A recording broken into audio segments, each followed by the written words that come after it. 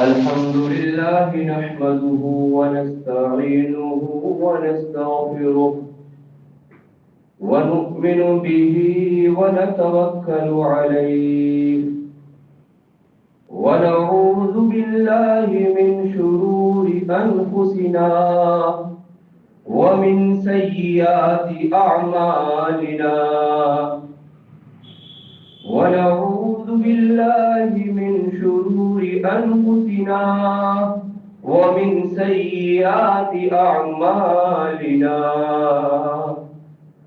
ونعوذ بالله من شرور أنفسنا ومن سيئات أعمالنا من يهده الله فلا مضل له ومن يضلله فلا هادي له ونشهد أن لا إله إلا الله ونشهد أن سيدنا ومولانا محمدا عبده ورسوله أما بعد فقد قال الله تبارك وتعالى في القرآن المجيد والفرقان الحميد والفجر وليال عشر وقال تعالى في مقام آخر لن ينال الله لحومها ولا دماؤها ولكن يناله التقوى منكم صدق الله العظيم.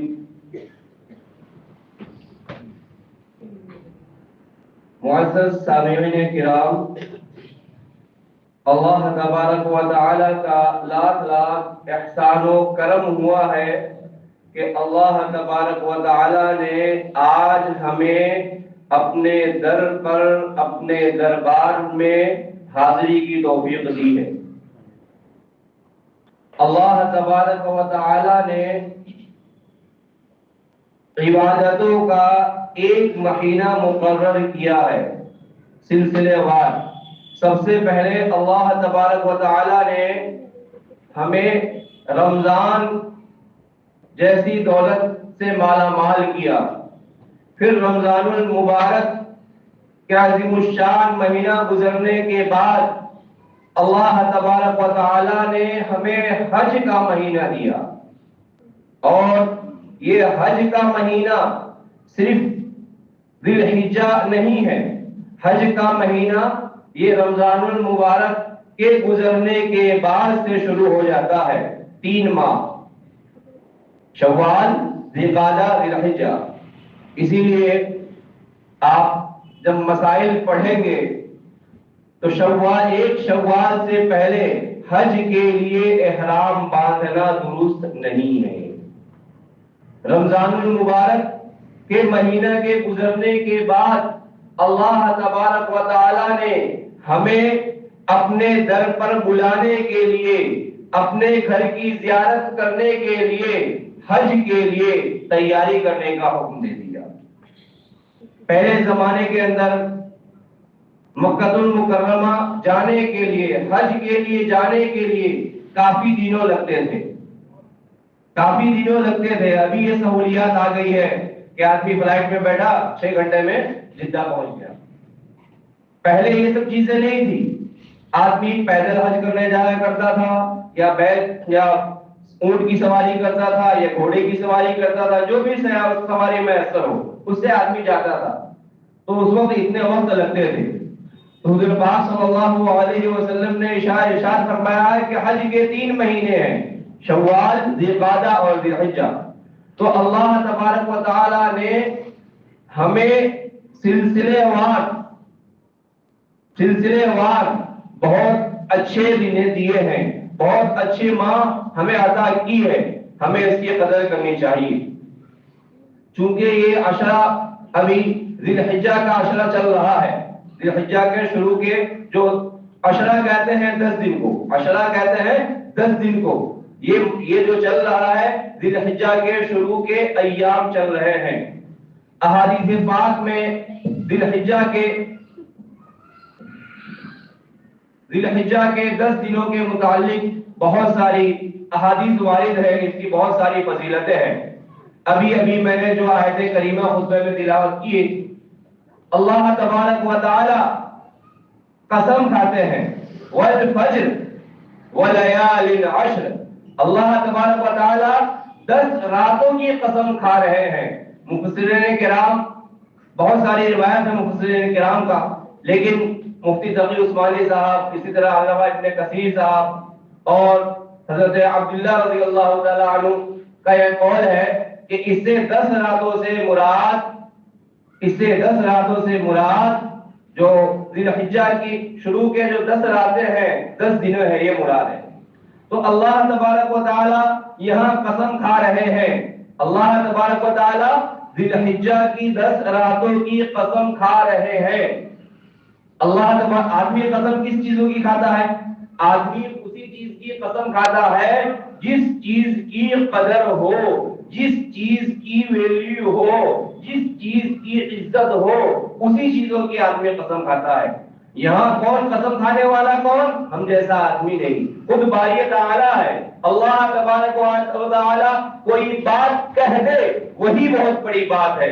یہاں اللہ تبارک و تعالی 10 راتوں کی قسم کھا رہے ہیں تاکہ اس بات کو بیان کرنے کے لیے کہ یہ جو 10 دن ہے، یہ جو حج کے ایام کے 10 دن ہے، یہ ذی الحجہ کے جو 10 دن ہے، یہ بہت بابرکت دن ہے۔ حضور پاک صلی اللہ علیہ وسلم نے ذی الحجہ کے 10 دنوں کے بارے میں بہت ساری فضیلتیں بیان کی ہے۔ اس میں ایک رات میں عبادت کرنا ایک شب قدر میں عبادت کرنے کے برابر ہے۔ ایک حدیث پاک ہے، حضور پاک صلی اللہ علیہ وسلم کا ارشاد ہے کہ جو آدمی عرفہ کے دن کا روزہ رکھے گا، عرفہ کے دن یعنی 9 ذی الحجہ کا روزہ رکھے گا، اس کے پچھلے اور اگلے دونوں 1 سال کے گناہ معاف کر لیے جائیں گے۔ بتائیے، اتنی بڑی فضیلت ہے۔ ان کی راتوں میں عبادت کرنے کی فضیلت بہت ہے، لیکن افسوس جس طرح ہم رمضان کے آخری ایام کو، خاص طور پر آخری عشرہ کو کیا کرتے ہیں؟ کھانے پینے کے نظر بھیٹ لگا دیتے ہیں۔ رمضان میں کیا چلتا ہے؟ چلو بھائی چھاپا چلتے ہیں، راندیر چلتے ہیں، یہاں چلتے ہیں، وہاں چلتے ہیں۔ کیوں؟ لیگ پیس کھائیں گے، یہ کھائیں گے، وہ کھائیں گے۔ پتہ کیا چلا؟ جو راتیں عبادت کرنے کے لائق تھی وہ راتیں کھانے پینے میں گئی۔ اسی طرح ہم کیا کرتے ہیں؟ یا آخری کے ایام میں ذی الحجہ کے چاند نظر کے بعد کیا کرتے ہیں؟ چلو بکرا دیکھتے ہیں۔ کیا دیکھتے ہیں؟ بکرا دیکھتے ہیں۔ ارے یار، تیرا بکرا تو بہت شاندار ہے، تو کہاں سے لایا؟ مجھے اس سے اچھا بکرا لے کر کے آنا ہے۔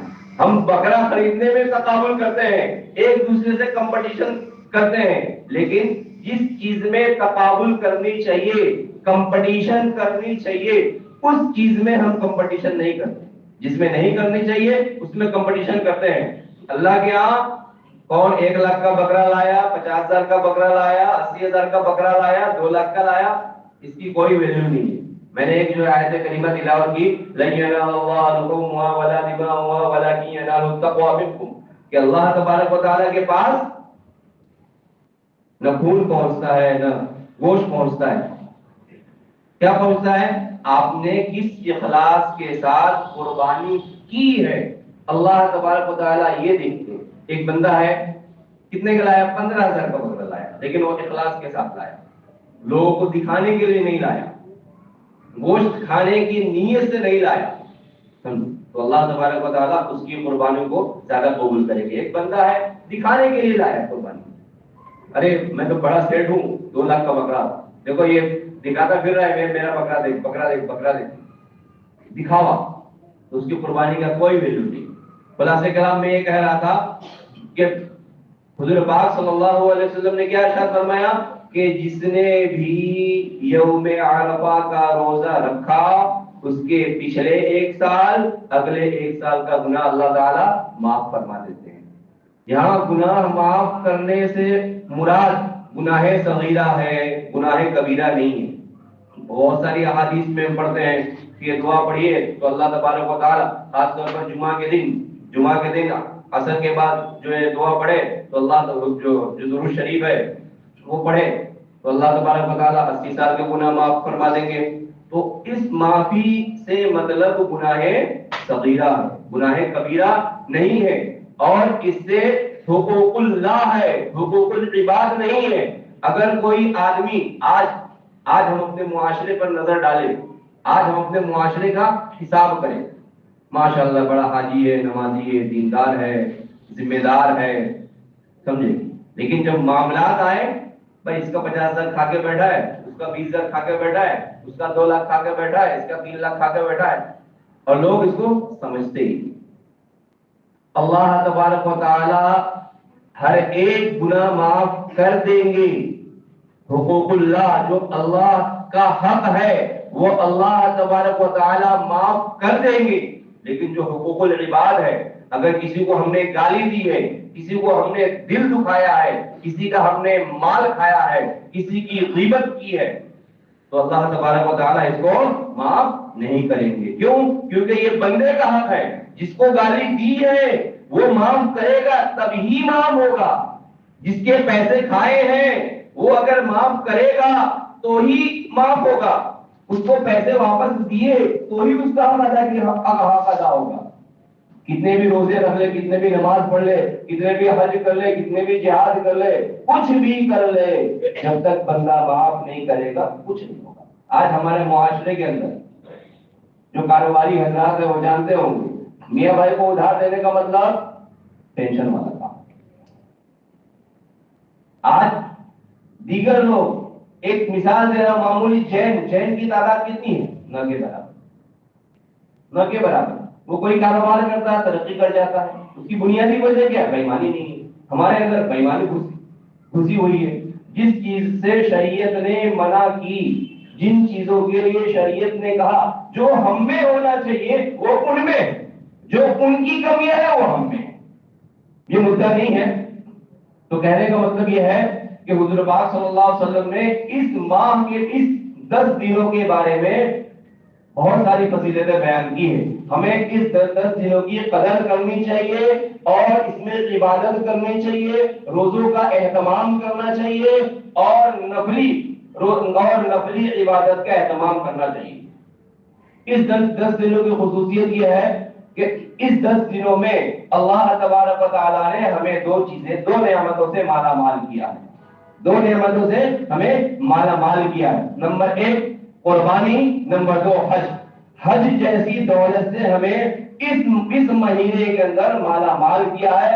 اللہ تبارک و تعالیٰ اپنے دربار میں بلاتے ہیں اور اپنا قریبی بناتے ہیں، اور حج کرنے کے بعد ہمیں فرمانا دیتے ہیں کہ جس نے حج کی پاک کمائی سے، پاک مال سے، وہ جب لوٹ کے آئے گا تو ایسا لوٹ کر کے آئے گا جیسے کہ وہ اپنے ماں کے پیٹ سے ابھی پیدا ہو رہا ہے. یہاں پر بھی حقوق اللہ ہے. یہاں پر بھی حقوق اللہ ہے. اس کا مطلب نہیں اس کا کھا لے، اس کا مانگ لے، اس کا پیسہ گبر کر جائے اور حاجی صاحب بن گیا اب تو میرے معاف ہو گئے. مرنے کے بعد ہی پتہ چلے گا معاف ہوئے کہ وہاں مرغا بننا پڑے گا. تو کہہ رہا تھا کہ ایک تو اللہ تبارک و تعالیٰ نے حج جیسی دولت سے مالا مال کیا، اور دوسری جو ہمیں دولت دی ہے وہ قربانی کی دولت دی ہے. دوسری جو دولت دی ہے وہ قربانی کی دولت دی ہے. اور یہ 2 عبادات ایسے ہیں، دیگر عبادات، روزہ آپ رمضان میں فرض رکھ سکتے ہیں، رمضان کے علاوہ آپ نفل روزے رکھ سکتے ہیں، فرض نماز پڑھ سکتے ہیں، دیگر اوقات میں نفل نماز پڑھ سکتے ہیں. لیکن حج کا معاملہ ایسا ہے کہ اللہ تبارک و تعالیٰ نے ایام معدودات، چند دن مقرر کیے ہیں، اسی دن میں حج ادا کی جائے گی. اس کے علاوہ ایام میں حج قابل قبول نہیں ہے. عرفہ، میدان عرفہ کا مقام ہے، مزدلفہ کا مقام ہے، رمی جمرات کا مقام ہے، لیکن یہ مقام کب ہے؟ جب انہی ایام میں ادا کیا جائے. قربانی کا مقام ہے کب؟ 10، 11، 12. اگر کوئی قربانی کرے، ابھی کرتے ہوئے قربانی ادا ہوگی؟ نہیں ہوگی. نفلی قربانی ہے؟ نہیں ہے.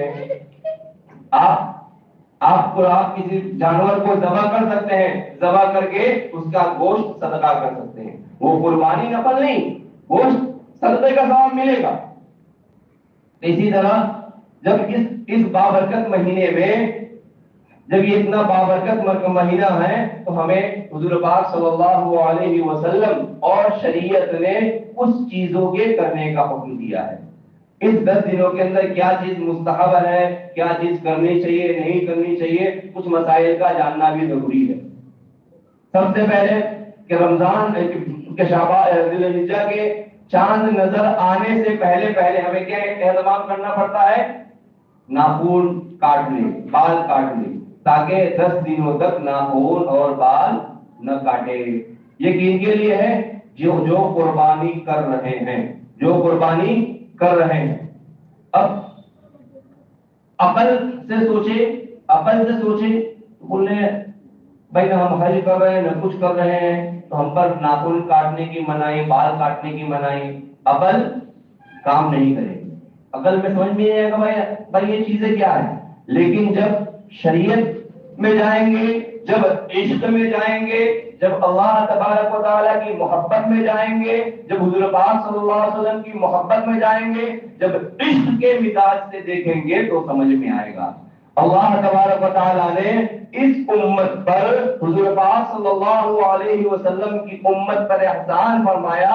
حضور پاک صلی اللہ علیہ وسلم نے ہم غریبوں پر احسان فرمایا کہ جو لوگ حج نہیں کر سکتے، اصل یہ مسئلہ کن کے ساتھ تھا؟ حاجیوں کے ساتھ۔ اصل یہ مسئلہ کن کے ساتھ تھا؟ حاجیوں کے ساتھ، کہ حاجی جب احرام باندھ لے تو احرام باندھنے کے بعد نہ انہیں بال کٹوانا ہے، نہ ناخن کٹوانا ہے۔ حضور پاک صلی اللہ علیہ وسلم نے محبت کا اظہار کرتے ہوئے ہمیں کہا کہ تم بھی حاجیوں کی مشابہت کر لو۔ تمہارے عذر کی وجہ سے، تمہارے پاس مال نہ ہونے کی وجہ سے، تمہارے پاس مجبوری کی وجہ سے، بیماری کی وجہ سے اگر تم حج نہ کر پاؤ تو ہو سکے اللہ تبارک و تعالی تمہیں بھی ان کی فہرست میں شامل کر دے۔ کتنا بڑا انعام ہے، کتنا بڑا احسان ہے۔ دوسری چیز، ایام تشریق جو ہم 10ویں تاریخ کے مغرب کی نماز کے بعد سے 9ویں تاریخ کو نماز کے مغرب کی نماز کے بعد فجر کے وقت سے جو ہم پڑھتے ہیں اللہ اکبر لا الہ الا اللہ واللہ اکبر اللہ اکبر وللہ الحمد، یہ اللہ تبارک و تعالی کی طرف سے ایک ہم پر احسان ہے کہ اللہ تبارک و تعالی ہم سے عبادت بھی کروا رہے ہیں اور اپنے حمد بیان کرنے کی توفیق بھی دے رہے ہیں، تاکہ میرا بندہ جب میرے پاس آئے تو میں اس بندے کو اس کا انعام دوں۔ دوسری چیز اس میں جو اللہ تبارک و تعالی جو ہم سے قربانی لے رہے ہیں، رمضان کا مہینہ گزرا، رمضان کے بعد اللہ تبارک و تعالی نے ہمیں یہ 3 مہینے دیے، خاص طور پر یہ 10 دن حج جیسی دولت سے مالا مال کیا۔ حج ادا ہونے کے بعد پھر اللہ تبارک و تعالی کیا کہہ رہے ہیں؟ قربانی کرو، قربانی کرو۔ اللہ تعالیٰ قربانی مان بھی رہے ہیں اور اس کے بعد ہم سے کچھ لے بھی نہیں رہے ہیں۔ ہم جو قربانی کر رہے ہیں کس کے لیے کر رہے ہیں؟ اللہ تبارک و تعالیٰ کے لیے۔ جب ہم قربانی کرتے ہیں، ایک اس قربانی کی مثال قربانی کو سمجھانے کے لیے ایک واقعہ اختصار کے ساتھ بیان کرتا ہوں۔ علامہ رومی رحمۃ اللہ علیہ ایک واقعہ بیان کرتے ہیں، ایک حکایت بیان کرتے ہیں۔ پہلے زمانے میں آدمی بادشاہ کے دربار میں جانے سے پہلے بادشاہ کے لیے کچھ نہ کچھ انعام، کچھ نہ کچھ ہدیہ لے کے جایا کرتا تھا۔ پہلے کے وقت میں ہدیہ کا ماحول تھا، اب آہستہ آہستہ یہ ہدیہ کا ماحول بھی ختم ہوتے جا رہا ہے۔ حضور پاک صلی اللہ علیہ وسلم کی روایت ہے، تحابوا، آپس میں ایک دوسرے کو کچھ نہ کچھ ہدیہ دو، کچھ نہ کچھ ہدیہ دو۔ اس سے کیا ہے؟ محبت بڑھتی ہے۔ اس سے کیا ہوتی ہے؟ محبت بڑھتی ہے۔ تو یہ کہہ رہا تھا کہ پہلے زمانے میں بادشاہ کے پاس آدمی کچھ نہ کچھ ہدیہ کے طور پر کچھ نہ کچھ لے کے جایا کرتا تھا۔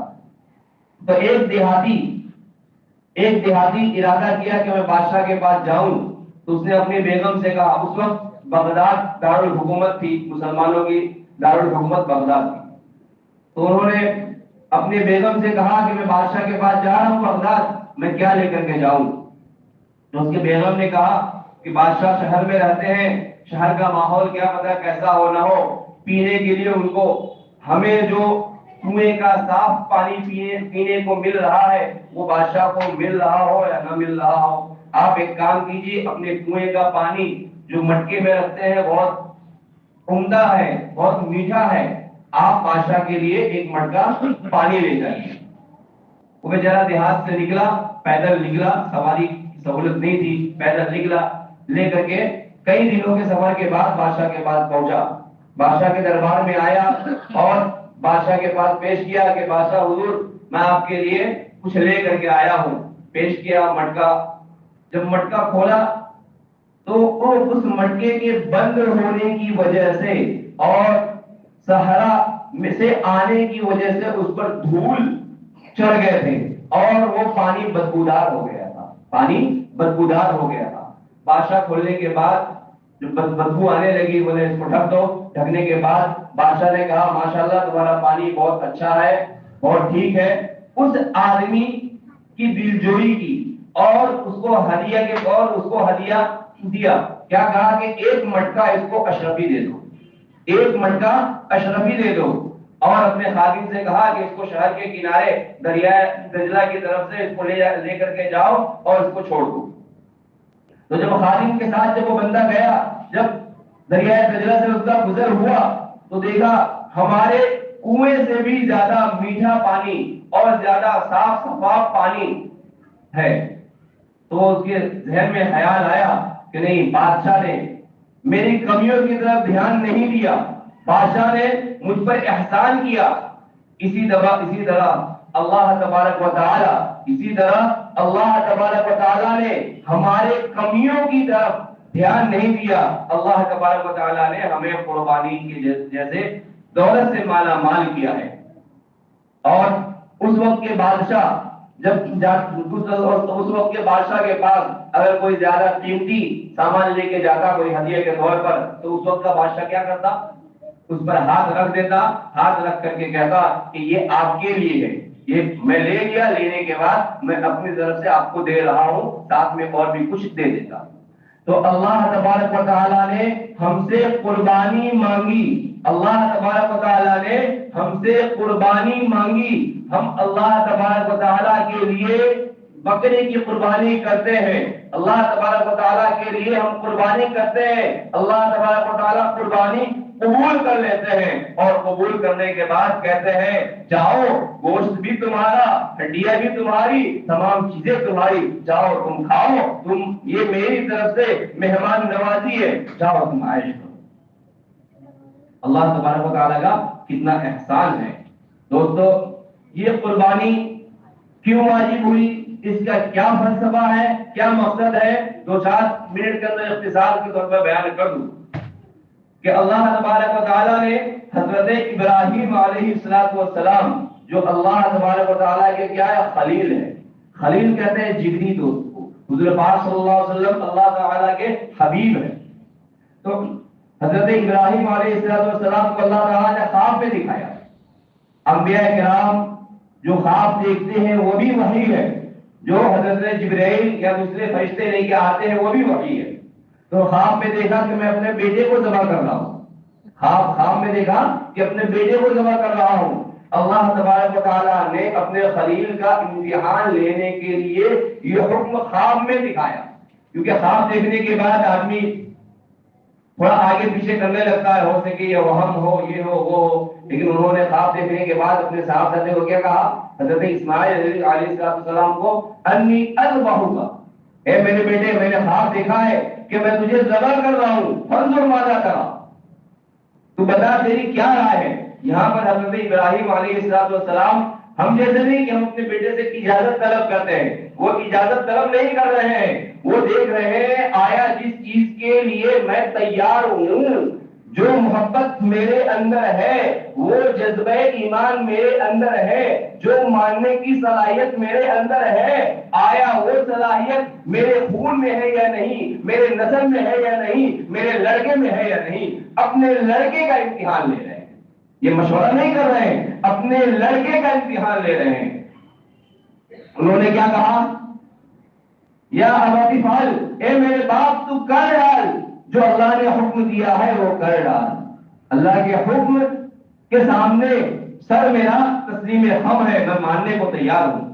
اللہ تبارک و تعالیٰ کو دنیا کا نظام چلانا تھا، اللہ تبارک و تعالیٰ کو حضرت اسماعیل علیہ السلام کی پشت سے حضور پاک صلی اللہ علیہ وسلم کو دنیا میں لانا تھا، دنیا میں مبعوث کرنا تھا، جن کے صدقے طفیل میں پوری کائنات کو اللہ تبارک و تعالیٰ نے بنایا، ان کو دنیا میں رونما کرنا تھا۔ اسی لیے اللہ تبارک و تعالیٰ نے ان کی قربانی قبول کی اور اللہ تعالیٰ نے ان کو ذبح نہیں ہونے دیا۔ اللہ تبارک و تعالیٰ خوش ہو گئے اور اس کے بدلے میں ہمیں کیا دی؟ بکرے کی قربانی، ایک دمبا بھیجا۔ بہت تفصیلی گفتگو ہے، اللہ تبارک تعالیٰ نے قبول کیا۔ اصل قربانی بکرے کی قربانی نہیں ہے۔ آپ دیکھیے اللہ تبارک و تعالیٰ حضرت ابراہیم سے کب قربانی لے رہے ہیں؟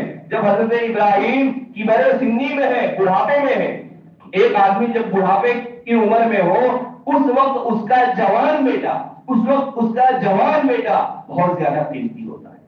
اس کے لیے پوری دنیا میں سب سے زیادہ قیمتی جوان بیٹا ہوگا۔ کیوں؟ کیونکہ اس کو امید سے پالا ہے، پوسا ہے کہ کل جب میں پورا ہو جاؤں گا تو یہ میرا بیٹا ہی میرے لیے سہارا ہوگا۔ اس وقت اللہ تبارک و تعالیٰ نے حضرت ابراہیم علیہ السلام کو قربانی کا حکم دے کر کے یہ ناپا، یہ ان کو اپنے کسوٹی پر پرکھا اور کہا کہ نہیں، میرا بندہ میرا ہی بندہ ہے، اس کے لیے اپنے اولاد کی وہ محبت نہیں جو میرے لیے محبت ہے۔ تو یہ قربانی کا پیغام یہ پیغام دیتا ہے کہ ہم اللہ تبارک و تعالیٰ کے حکم کے لیے، اللہ تبارک و تعالیٰ کی شریعت پر چلنے کے لیے، شریعت پر عمل کرنے کے لیے ہم اپنے خواہشات کو چھوڑ دیں،